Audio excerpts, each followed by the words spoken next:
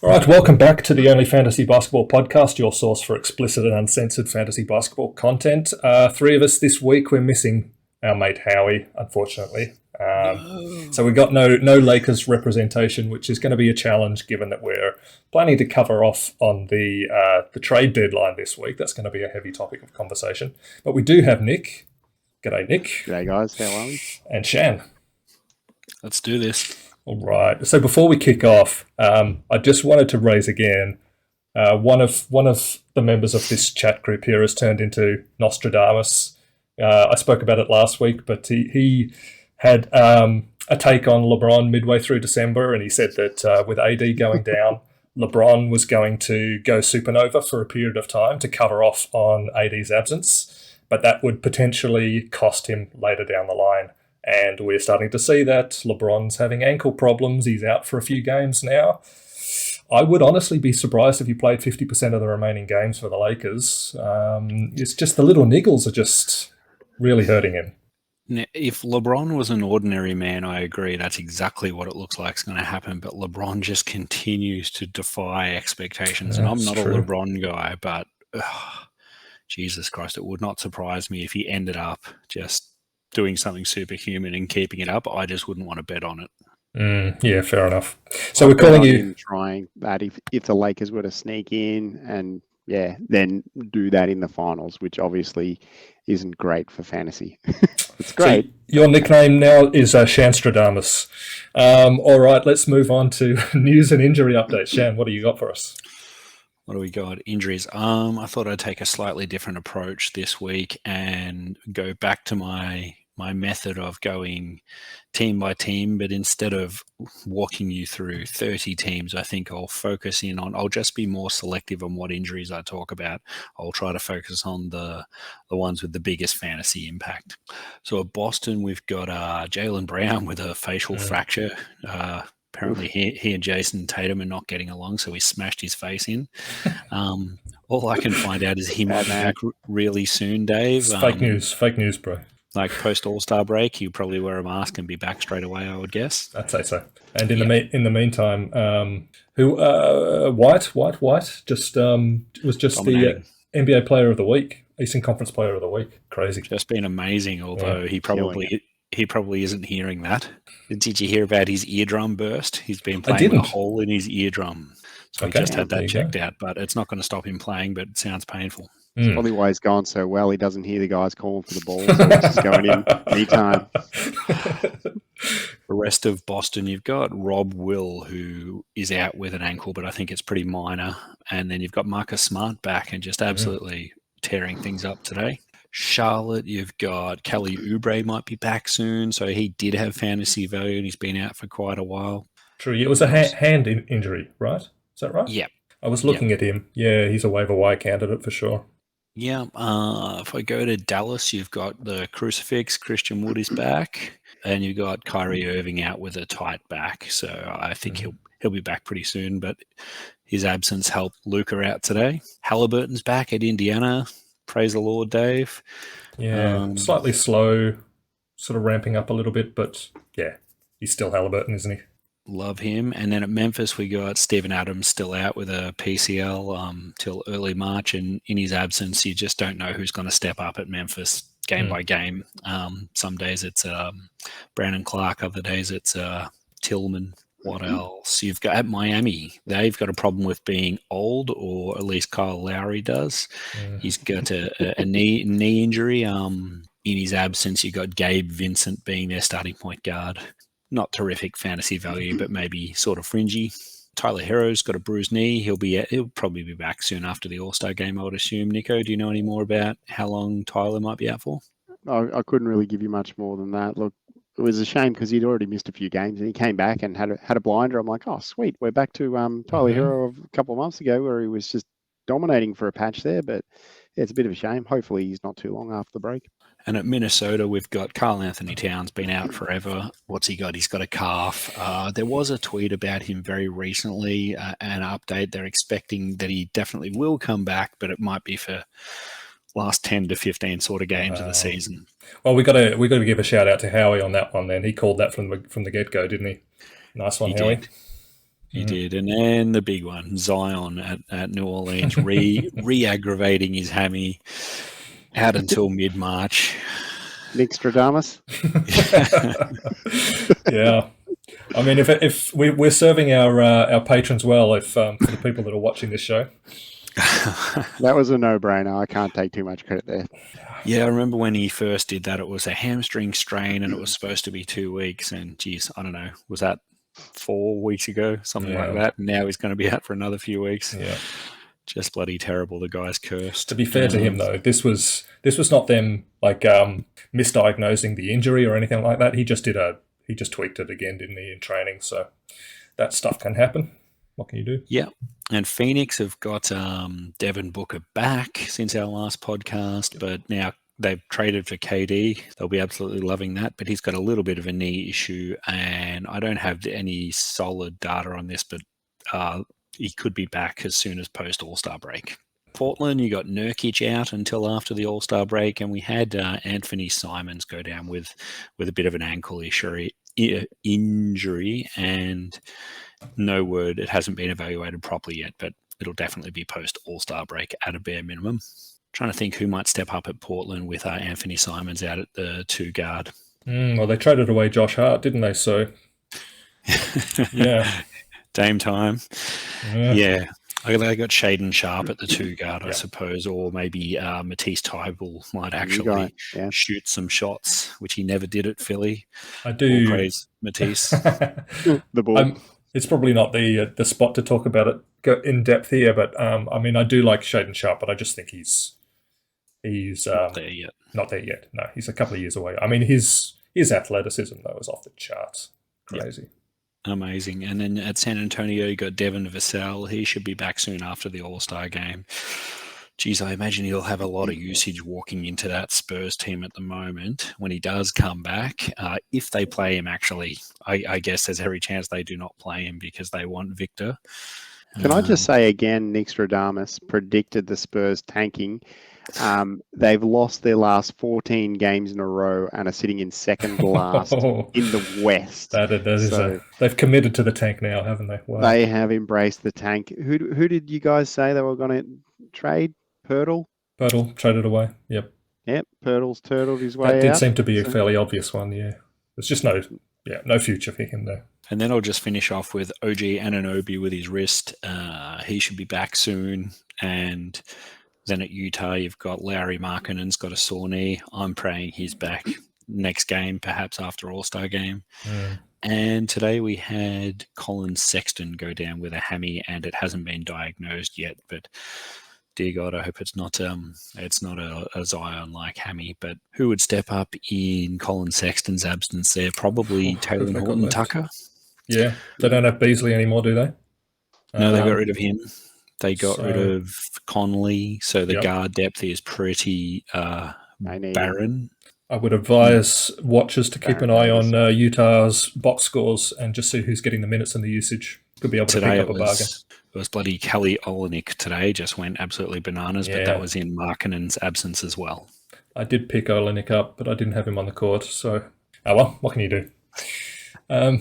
If that's the end...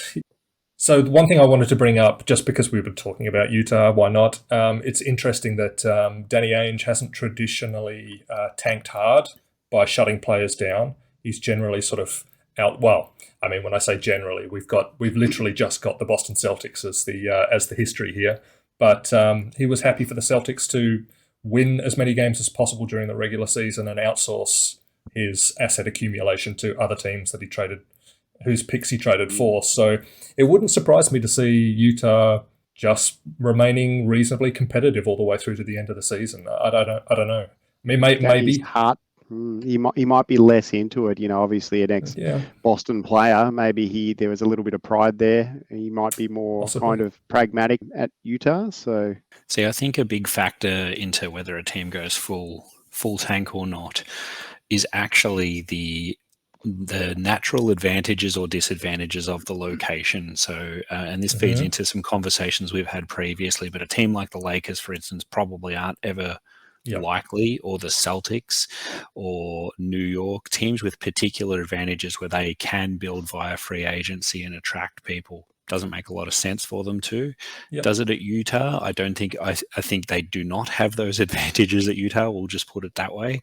But the fact that they just played so damn well in the first half of the year, it would be hard to just pull the rug out from underneath them. So Ainge might, for that reason, just let them keep going. But the one thing I'll add on to that, though, is, and this is from sort of knowledge of, slightly deeper knowledge of the Celtics, is that Ainge has always prioritised team cohesion and culture within the team. And that was part of the reason for him acquiring the kind of players that he acquired, and for, pushing to remain competitive. So we'll see.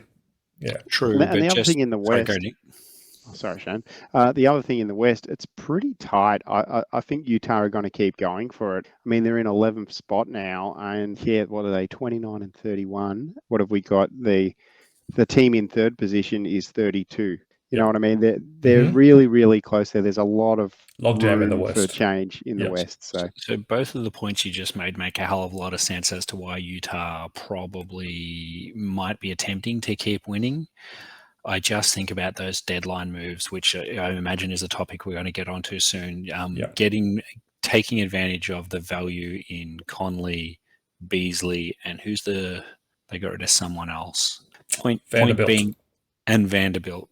Yeah. Point being, don't get me wrong, they haven't completely gutted the team, but really, what's the talent they've got left? Sure. It's Markkanen, old man Olenek. Not that he's that old, but he's not a hell of a piece. Jeez, and Sexton, who's now got a hammy. So if Sexton's hammy's bad, are they going to keep pushing it? And they probably might not even have a say in the matter if they're really just Markkanen and Olenek and a bunch of guys getting their first ever chance. Yep. Yeah. Okay, I've got a couple of other news items that we can chat about. We might do line of the week at the end of the episode as a closeout, Nico. Given that we don't have the foremost Kawhi expert in the Southern Hemisphere to do our usual closeout segment.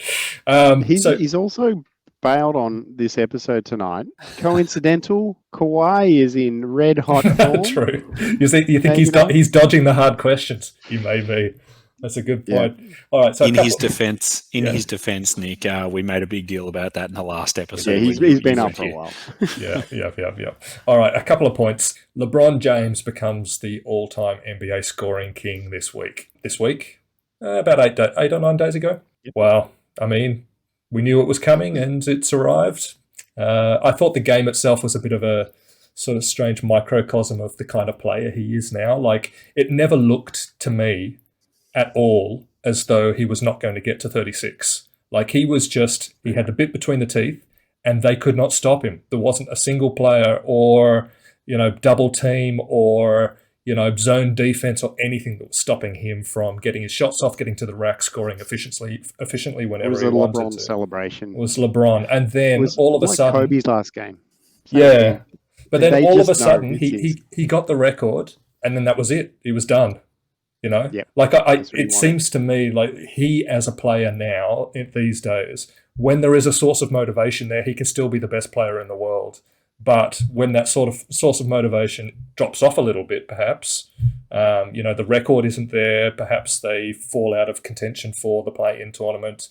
Anthony Davis is back in the team, so that allows LeBron to take a bit of a backward step. I think it's much more difficult for him to just hit the day-to-day heights within games that he has done in the past.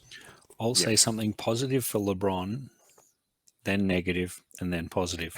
So they call that a shit sandwich. Yeah, exactly.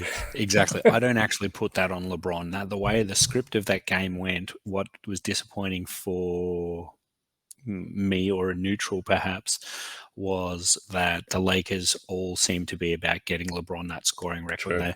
It didn't seem like they were going hard for that game, and I put that more on the rest of the team than LeBron. Don't get me wrong, I know his points stopped when he got to that record, but the rest of the team just didn't show up. It was like they were there to feed him the ball. Did you see the footage from behind the bench when he had that shot, and Anthony Davis, forlorn, couldn't give a rat's toss bag, to quote Malcolm White. about the record. He was pissed off they're losing the game. Great quote there, Nick. I like it. But the positive, I did say that, Nico. The positive I'll say about it is I think the moves that the Lakers made at the deadline, They were good. I liked it. I really like what Pelinka did there, and I've never really liked anything, No. damn thing Pelinka's done, aside from signing LeBron, which I'm not sure he had a lot to do with. But I loved what he did this offseason, this trade deadline, and you watch the end of this season for them. If LeBron manages to stay on the court, I like their spacing a lot more. Oh, for sure. Yeah. All of us have been clamoring for them to pick up some outside shooting for years now.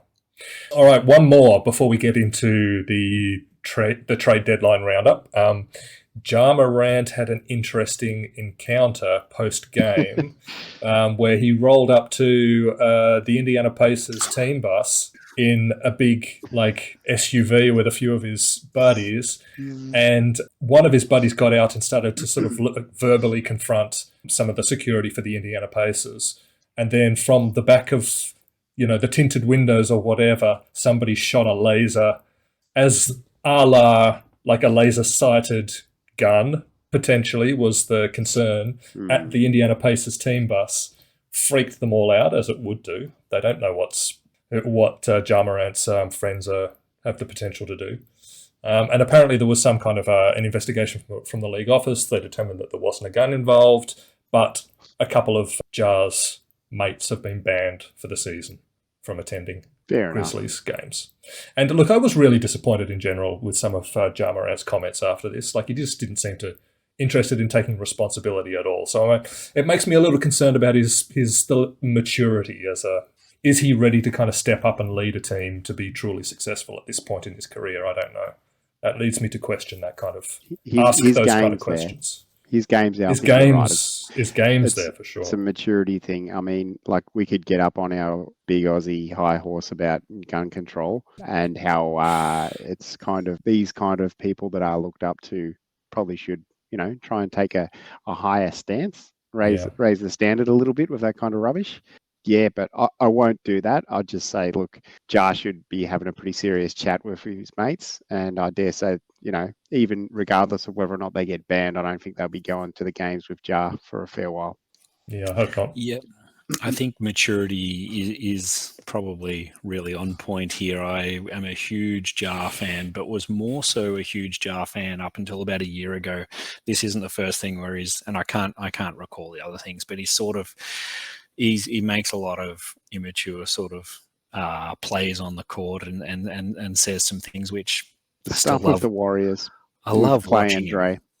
Yeah, but they've got credits in the bank. You can't. I mean, Draymond's a wanker, so yeah, I get it. You'd want to kind of chirp at him. You got to kind of just keep a lid on it until you're actually really challenging them. I'm gonna throw one out there that I seem to recall, and I'll do some research after this, and then if it turns out that I'm talking shit, I'll cut it out of the episode. But my memory is that Ja got into a beef with somebody at one of his camps, and he slugged him in the face and broke his jaw, which I think happened in the last sort of off season, if I remember correctly. So yeah. Anyway. Things like that is what I'm talking about, and I think it's a reflection of perhaps myself becoming an old man.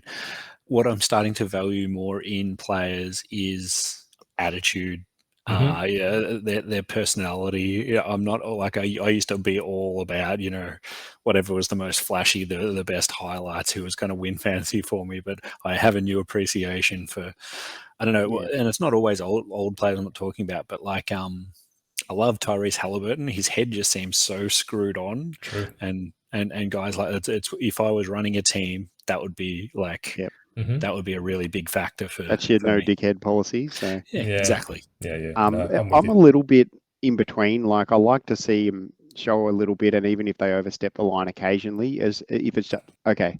Example: Nikola Jokic flattening Markieff Morris. That was the best thing.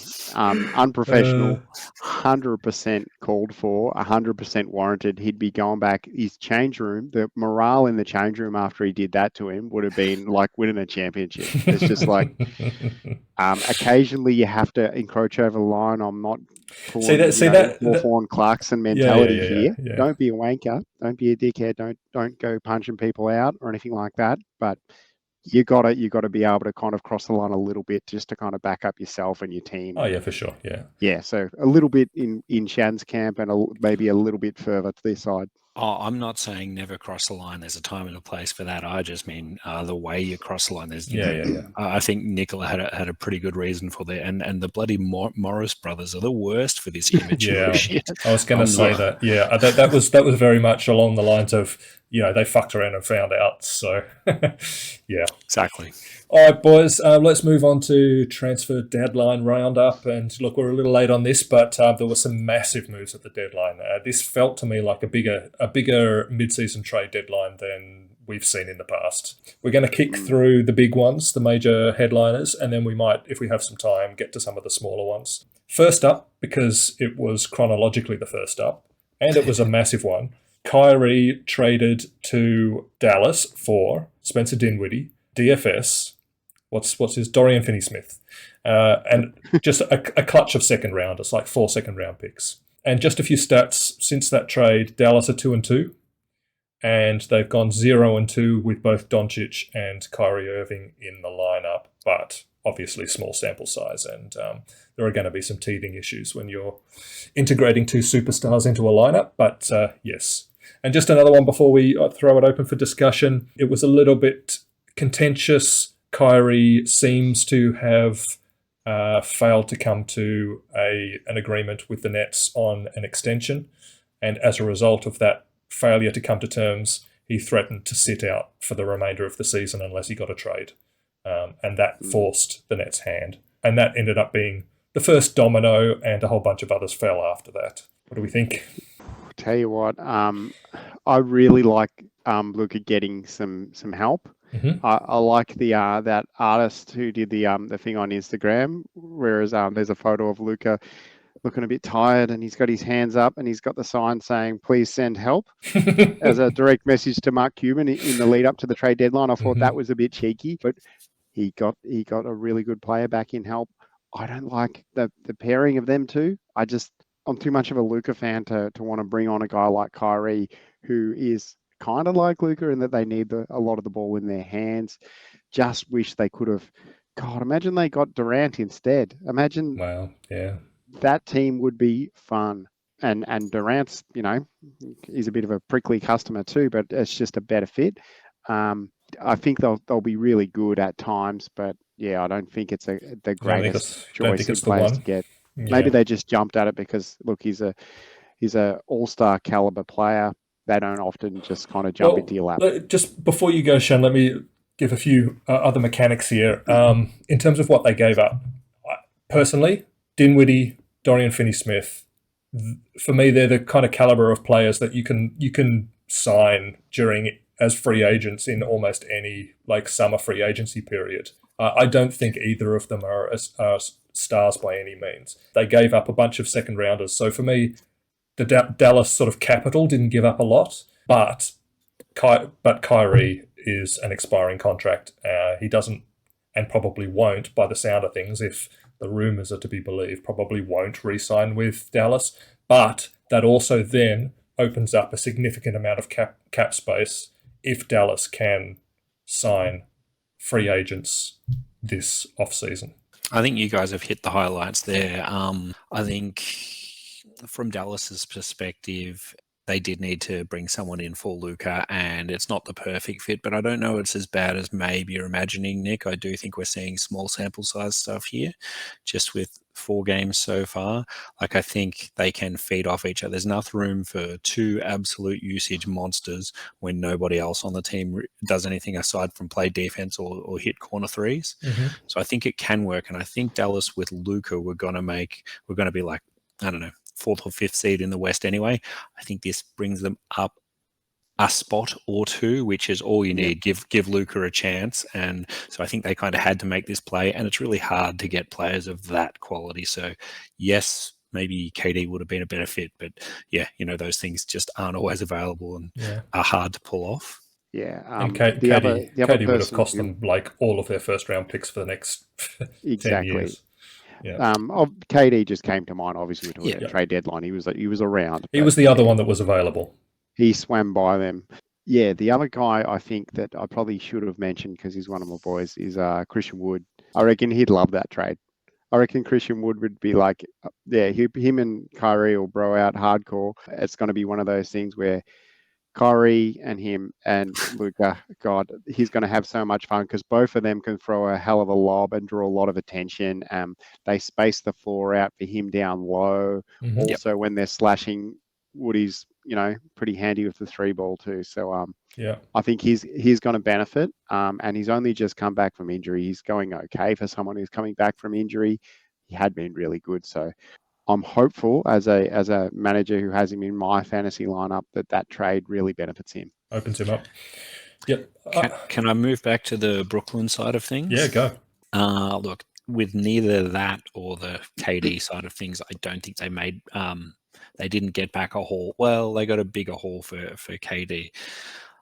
I don't think they did. They got a great haul, but he was damaged goods. Kyrie is someone was going to pay for him, and maybe they could have got more. But what I like about Brooklyn is what we were talking about just before. I think they got three guys who are the type of player you want at your club. Dorian Finney-Smith is not a star, but he's a really good defender and seems like adding to the culture of a team. You put him next to the two guys they got in I imagine what's going to be the next trade we talked about, Mikal Bridges and Cam Johnson. And you've got Claxton. I love those four guys in terms of hustle. I think the Nets are going to be fun to watch.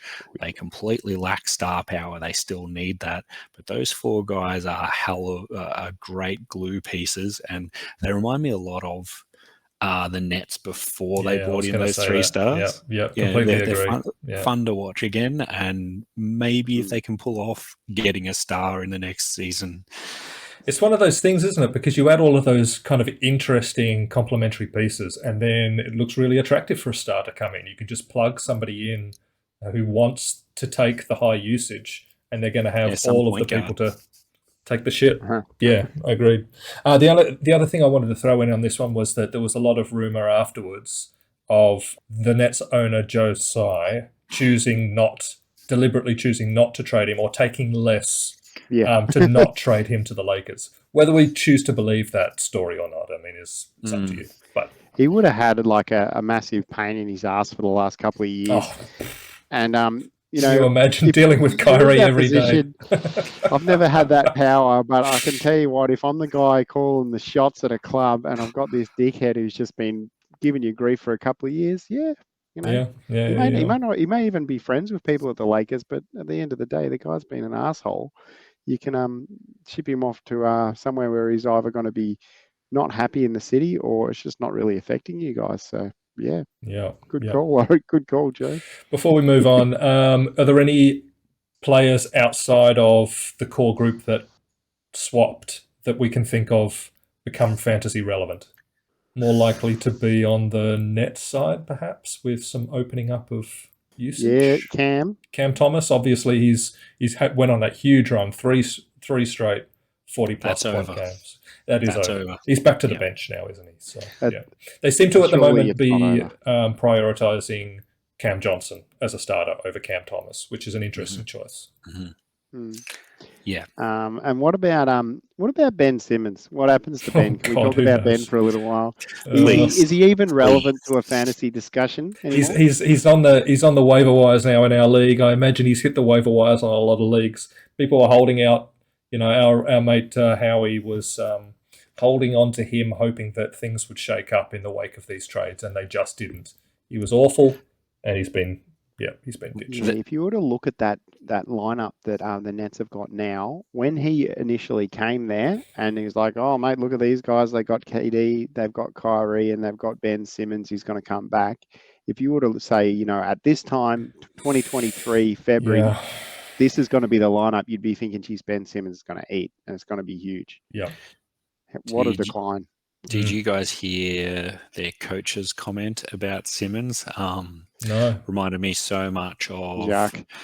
Yeah, Jacques Vaughn, is it? Yep. So much of the sort of rhetoric that was coming out of the Sixers when everything Right. was unraveling for him, it was and it was very well thought out, and I agree with him.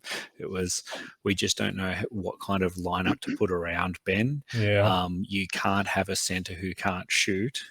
Yeah. And he can't play center because he can't rebound enough. Like, this is from the coach who you'd imagine would be giving all the positive spin.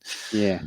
It's not looking great. No, it's not. I wonder about his next contract. It might be he'll NBL. be 8th, 9th man on NBL.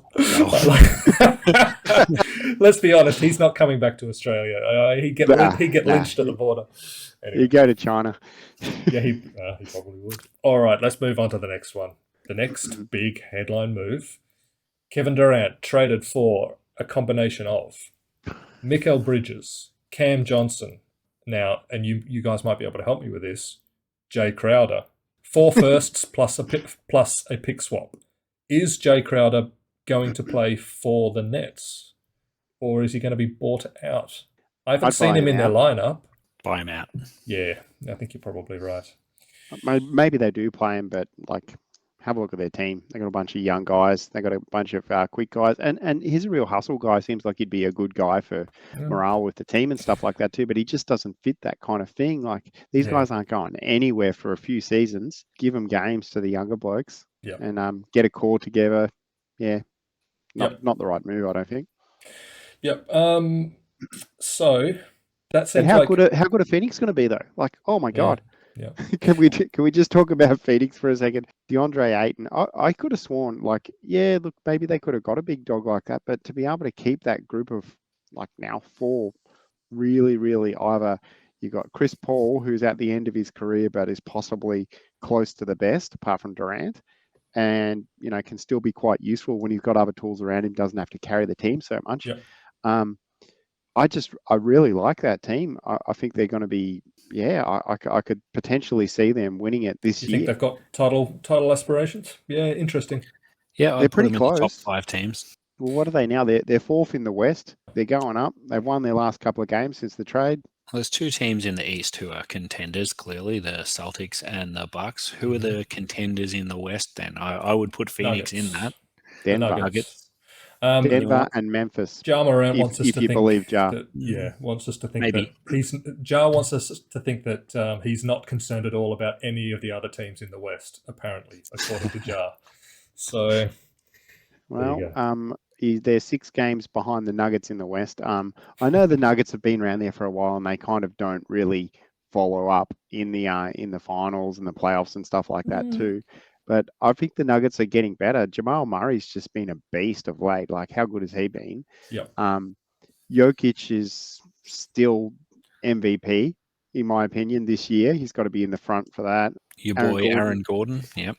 AG, I think I had a look. So for the last 2 weeks, we've got Aaron Gordon, Jokic, and Murray, and they're all in like the top 10 or 12 players in the league average. All right. I like this conversation, but I got to get us back on track. Maybe we can talk about sort of like the run into the playoffs and all that stuff in coming weeks. But yes, let's talk about the trade. So Durant with Phoenix. What sort of impact do we think this has from a fantasy sense? Obviously, others are going to have to lose some usage. He is going to be taking shots. Booker, primarily, I would expect, is going to lose out a little bit. A smidgen. I think he'll get it a little bit. Not that he shoots it a lot. Yeah. I think Booker is a hungry hippo. He's not going to lose a lot. Fair enough. He'll be 1B on that team, and Chris Paul seems happy to, take a back seat. And Ayton will get even less, which you'd imagine might make him even less happy. The interesting thing fantasy-wise for me, I think, is their small forward slot. Who's the guy who used to play in the NBL who's now their small forward? Josh Okogie? No. I know the one you mean. I know the one you mean. He used to play for Denver. Come on, guys. We're NBA experts. Torrey Craig. Torrey Craig. Yeah. Torrey Craig. Wait. You got to pronounce this correctly. If you're an American commentator, Craig. It's Torrey Craig, apparently. Torrey Craig. Yeah, so Okogie is going nuts at the moment, but that's because KD is out. I reckon once KD comes back in, they'll play someone who doesn't want usage, who's just going to play defense. So Torrey Craig might be in for a lot of minutes there. Not Fair that enough. exciting, but rosterable. Yep. And I think he was rosterable earlier this year with high minutes as well during opportunity. So, yeah, keep an eye on that. So the other side of the deal, Bridges, Cam Johnson, we suspect Crowder's probably not going to play for Brooklyn. Cam Johnson seems to have settled into basically the same role he was playing for the Suns. He gets the ball a little bit on the perimeter, but not heaps. He's mostly there to hit corner threes. He was gradually becoming a more capable all-round player with Phoenix and slowly taking more usage. So we'll see. We had Mikal Bridges today score 42 points, I think it was. Wow, I missed that. But he hit 16 of 20 shots from the field, which is unprecedented and will not continue. Prior to the 3 games prior, he was averaging, I think, 15 points a game. So I'm not expecting to see a huge uptick from Mikal Bridges. A slight usage increase, perhaps, but nothing too crazy. I'm a huge Mikal Bridges fan, so it's my greatest shame that the Sixers drafted him and then traded him for the guy who ate a sesame seed and never played again. Anaphylactic shock. Yep. Yeah, I know. So it kills me. Like, he's the perfect prototype. I love plus him. It's even worse than that, though, Shan, because Mikal Bridges' mother literally worked for the Sixers organization. Oh. And everybody's like, well, this is why they've drafted him. What a great fit. He was playing against the Sixers the other day wearing a Phillies hat. So he was Sixers. And like, I disagree, Dave. I think he's going to take... You think so? Okay. Not a massive bump, but it's at least a little bit of a bump. But I think the only reason it's not going to be a massive bump is I think that team has quite a bit of depth now rather than stars. So it'll be a little bit inconsistent how often he has games like you just mentioned, but I do think he's going to have a lot of good games, more than he had at Phoenix. Yeah, I just wonder with somebody like Cam Thomas coming off the bench, there'll be times when Cam just comes on and goes supernova, and then other wings are going to lose minutes during those games. So anyway, look, they've got that's pretty much all they've got. These guys that go on the wings, they haven't got too many of the big dogs. Claxton, on defense.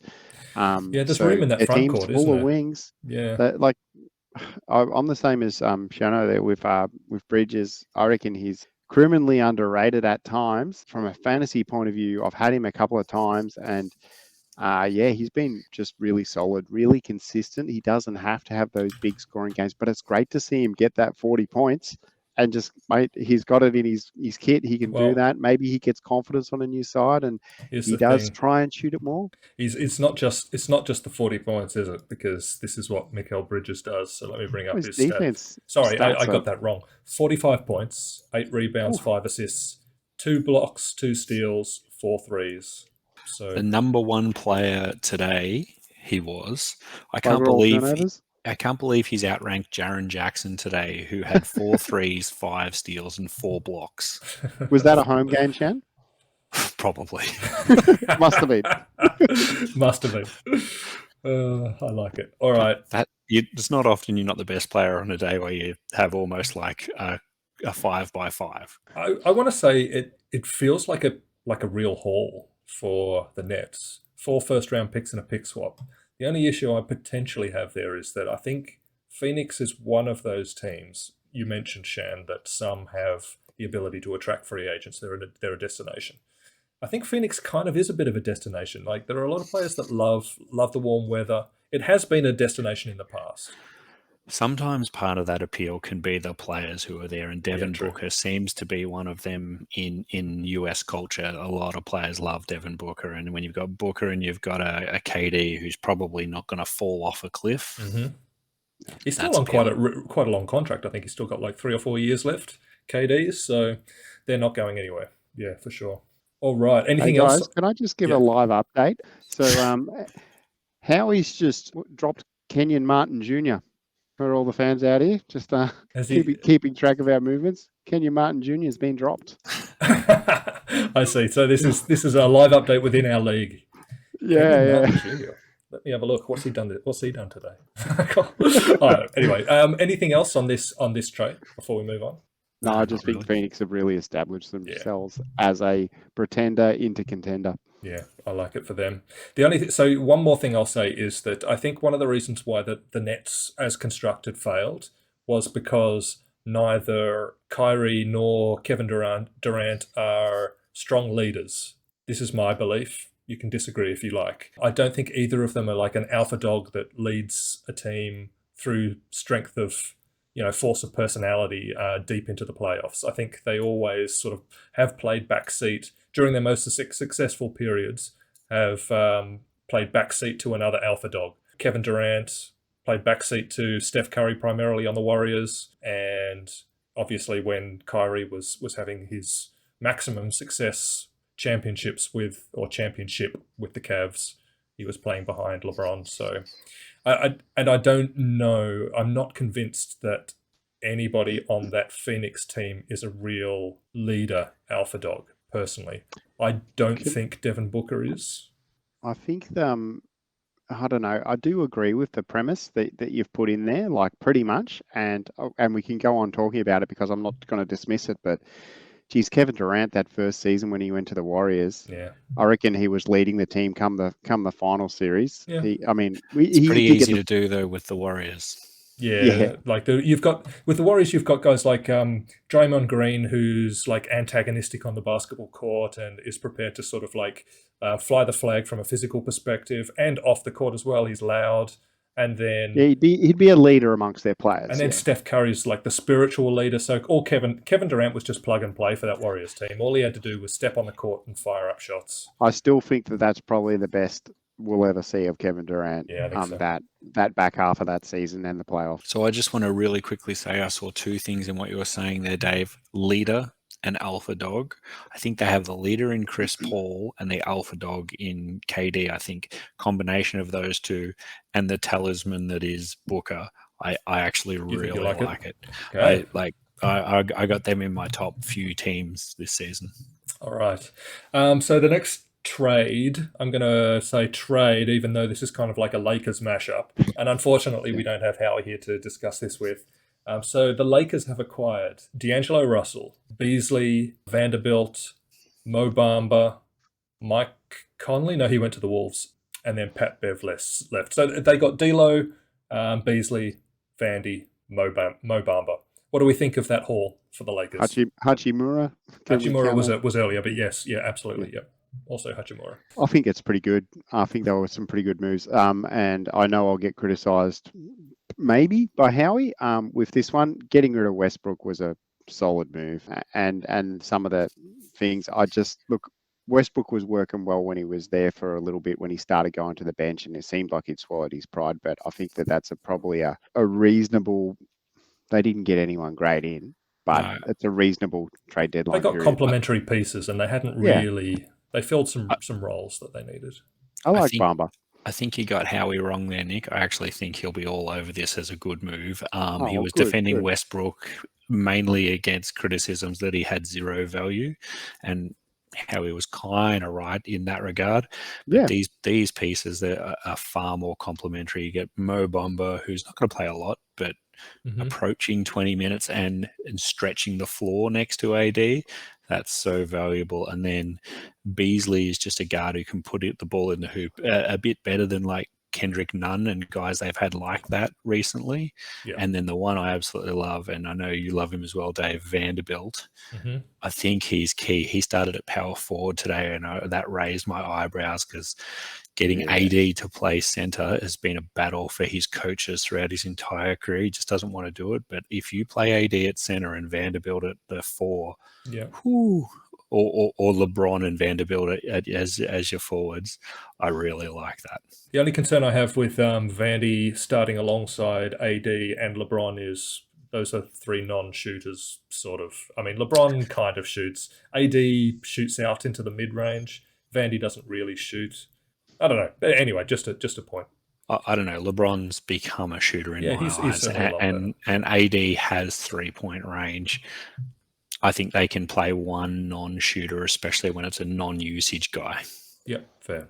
You imagine if they're guards, they got D'Angelo Russell and Malik Beasley, two guys who never saw a shot they didn't like too. Yeah. There probably won't be that many shots left over for their forwards that aren't named LeBron That's James. fair. A couple of other bits on this.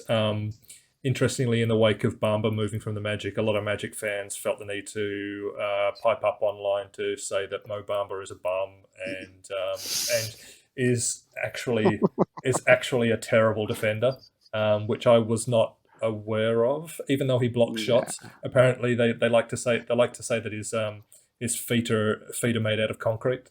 So I don't know. We'll see. He gets a new chance. He should have got more minutes, I think, in Orlando. I think earlier on in his career, like it seems like a while ago, John Isaac was kind of like seen as someone who was like almost a similar player but better than him. And now they've got Wendell Carter, who's probably had been that for him, and Banchero's the other guy, playing some big minutes. I think you're right with Wendell Carter. I think as soon as they traded for Wendell, that was the end of Mo Bamba at the Magic, and he's just been hanging on for whatever reason. He should get better at the Lakers, and I think he should get more minutes than he's been getting. So. He will.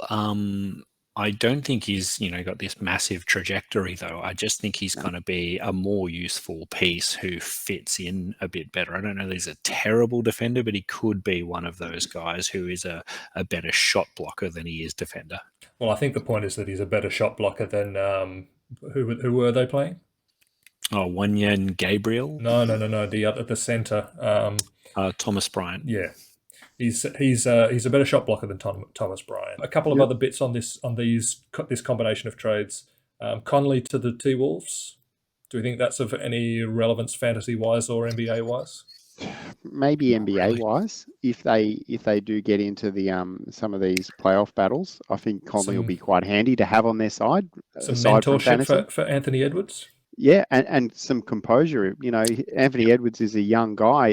He's going to have an off night, and he's going to keep shooting. And they might pull him for a quarter and say, "Conley's steering the ship here, son. Yeah, fair enough. Get into line, and you can come back in next quarter." So I'm with you there, Nick. I think he's a better fit for them than D'Angelo Russell. So D'Angelo Russell's a much better volume shooter and putting the ball in the ring sort of guy, which is kind of helpful at the Lakers when LeBron needs some support. But for the Timberwolves, having a heady veteran presence at the point guard who can give the ball to Anthony Edwards and when Cat comes back might help them work better. Yeah. When Cat's back, he's going to be really grateful to have a veteran like Conley controlling the ball and putting him in the right position, because he's always been that guy. He's kind of floating, and you're like, man, he could do so much more if he was more aggressive. But having the smart guy put him in the right positions, I think will help. And the guy who'll love him the most will be Gobert. Yeah, absolutely. They've got a history, haven't they? They both played in Utah together. And beyond that, we've got a couple of guys who are likely to be cut / bought out and become interesting free agents for contenders. Obviously, Westbrook and Patrick Beverley. Yeah. Who always seems to end up on a contender, Pat Bev, somehow. Two guys, two very likable men. Yep. No, actually, I do like Westbrook. I like his attitude, probably less so for Patty Bev. I heard Westbrook was considering trying to get to the Bulls somehow. Interesting. So that'd be Miami and someone else. That'd be an interesting fit. I can't remember the third.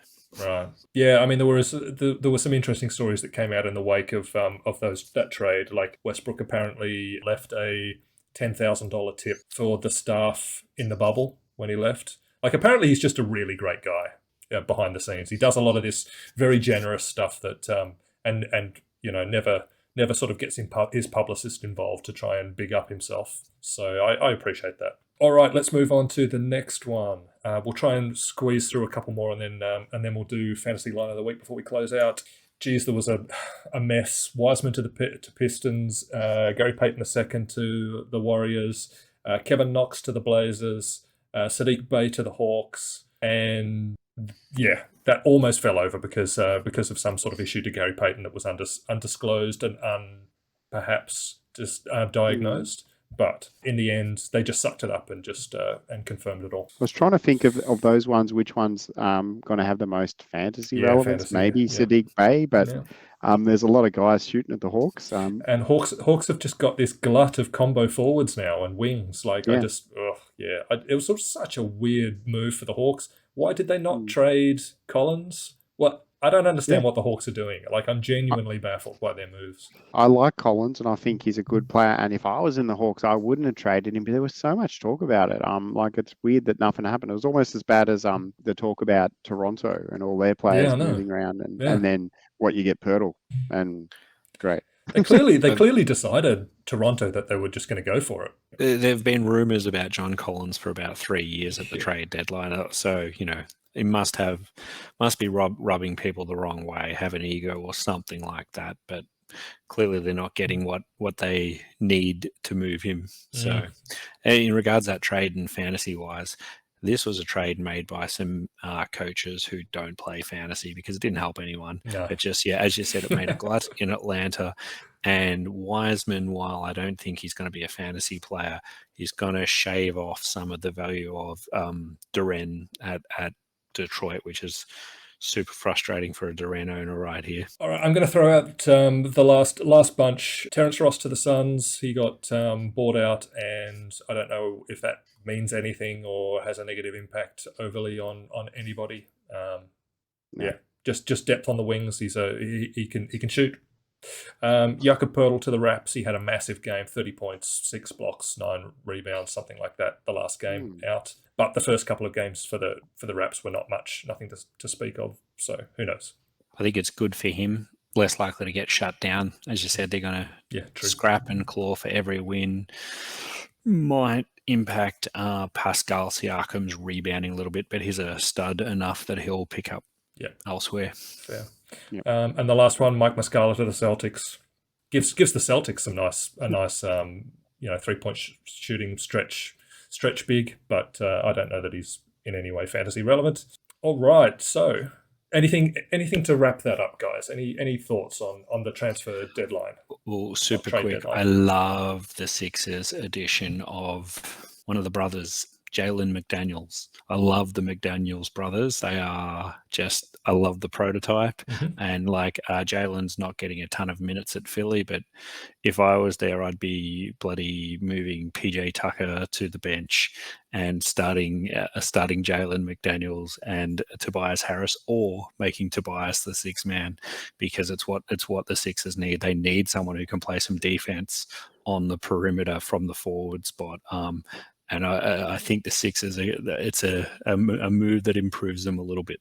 Yep, fair enough. Cool. All right, so let's close out by looking at the fantasy line of the week. What do you got, Nico? Fantasy line of the week. Look, I missed the last week, but I trying to focus on the last week of fantasy relevance. So I've gone from the 8th of February through to the 15th of February. So that's just a choice I've made with this one. All good. And there's 2 guys that have put in a pretty good body of work over this period. So I've shown their full complement of games. In case anyone's having trouble reading the things, I'll be more than happy to kind of read about myself. Yeah. So Nikola Jokic seems to be averaging, somewhere between 20 and 30 points a game over this period. He looks to be averaging about 13 or 14 rebounds and about 10 or so assists with a high of 16. He's probably his best game's the one from February 8th, where he's had 16 assists, 12 rebounds, a steal, a block, 1 turnover, 20 points, 80% from the field, 80% from the free throws. He didn't get a 3-pointer, but they're all great games. If I remember, Nico, that game, they were so far ahead that he didn't play after midway through the third. Like, he played his first burst at the start of the third, got up to 20 points, 16 assists, and then he was done for the rest of the game. He played 27 minutes to do all that kind of damage. So he's a beast. And also Damian Lillard. So both of these guys have been, unbelievably hot for a long time. This is just this period that I've taken in. So Damian Lillard and Nikola Jokic, this is like one of those real kind of wanky things, like when Karl Malone and Stockton won the MVP in the All-Star game and they shared it. That's nice. So I'm sharing this one between Jokic and Dame. Dame's obviously the volume of points is significantly more. He got 1 block over that period, and he did get the same amount of steals. He's getting up towards 10 assists a game, probably a little bit below. Rebounds per game, he's probably got about 9 or so on average there. He shoots a little bit better from the line in that he gets there a little bit more often, and he probably makes it a slightly higher clip. And he's got a shit ton more of 3-pointers over that period. Field goal percentage, no one's shooting Jokic field goal percentage, but that's a pretty good effort with 2 pretty big scoring games at 55 and 56% and a couple of lower ones there too. So that's my Karl Malone, John Stockton honorary sharing of the line of the week. Welcome to the party, Shan. Love it. I'm just happy to be here in the conversation with Nikola Jokic. So you very happy with Dame. I think, if I'm not mistaken, you've gone to the top of the fantasy league at the moment, Shan, on the back of Damian Lillard killing it. So I have, yeah. Wow. It's rare. Love it. I've got that sinking feeling. I'm watching all of you just looking up at me. Bitches. Let's go with our honourable mentions, and I've thrown in a whole bunch of guys. The usual candidates here with Donovan Mitchell. He's had a couple of massive games there, 33 points, 41 points in the other game. He's getting blocks each game. He's getting multiple steals, about 5 assists and 5 rebounds. Pretty low turnovers there too, with just 2 in each of those. 4 and 6 3-pointers. Field goal percentage isn't great, but it's not bad. Free throw percentage 87 and 75, so not too much to dislike about those 2 games. Aaron Gordon's been on a tear. He's rated really, really highly. I did have it up on another screen. Got about 1 million screens, but Aaron Gordon, look at those 2 games. 37 points, 13 rebounds, a steal and a block. 71% from the field on 21 shots. And then the other game, he's got 72% of the field, shooting 8 of 11. He's got a few threes in each of those. Good free throw percentage in one of them. And in the other game where he's got 24 points, he's also got 2 blocks, 4 steals, 8 assists. Aaron Gordon feeling it. So loving it. And then the other 2 guys, Dave guys. Yeah, so Aiton's been playing really well lately, and this is why part of the reason why I'm really excited about Phoenix. I'm thinking if he can string this kind of stuff together, if he can carry at that level for portions of games or portions of the season, he'll be able to kind of carry the team along, and just Durant can just be seen as one of those guys who can play a few games here and there and just come in and have the KD show, and this guy can carry a lot of the stuff that KD might have wanted to do early on in his career. Devin Booker will get back into the swing of things before you know it. Chris Paul will be ready to go for the playoffs. I don't really care if they play him or not during the season. I just like them. And Shai's had a blinder game there. He's probably, look, if it wasn't for the bulk of games from Nikola and Dame, he probably might have been in the conversation. He's had 44 points, a block, 2 steals, 7 assists. Those percentages. He's just been 18 and 19. Filthy. Yeah, he's been a pleasure to own this year. He's just so consistent, unbelievably consistent. I think he's had the most 30-point games in the league. Not surprised at all. Him and probably Luka would probably be up there too, but So I reckon that'll close us out, guys. Thanks for everybody for watching. I hope you got something out of this discussion of the trade deadline, and maybe some ideas about some waiver wire options to pick up or people to trade for. This kind of stuff just creates chaos in a league and changes values a lot. So there's opportunity there. So get into it. Thanks everybody for watching, and we'll see you next week. Bye. See you guys.